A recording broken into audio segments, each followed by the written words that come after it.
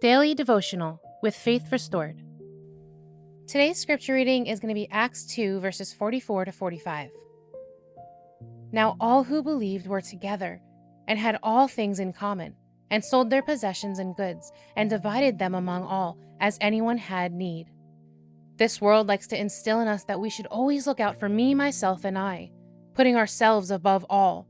But as we see in these scriptures, we are told the opposite. Here we see that not only did they believe in Jesus Christ, counting it as common ground, but they also acted on that belief by being more like Christ. They loved others by not just words, but by their actions. This reminds me of a story in Luke 12, verses 13 to 21.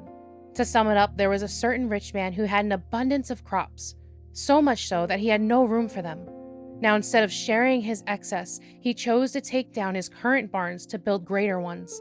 This rich man chose to hoard the excess that he was blessed with, supposing that he can now take it easy, for he had much crops. This is God's response to the man in verse 20 to 21. Fool, this night your soul will be required of you. Then whose will those things be which you have provided? So is he who lays up treasure for himself and is not rich toward God. As I mentioned before, this world tries to make us more me-centered than others-centered. However, today's scripture reading shows us that we are not meant to hoard our belongings. We are meant to share with all those who have need.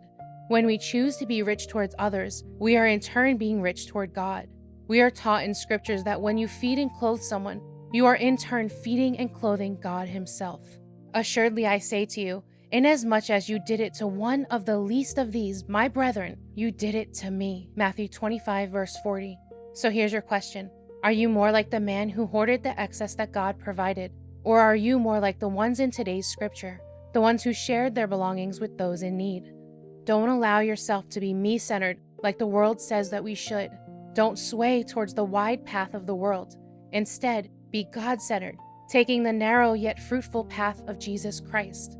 And don't forget that where your treasure is, there your heart will be also.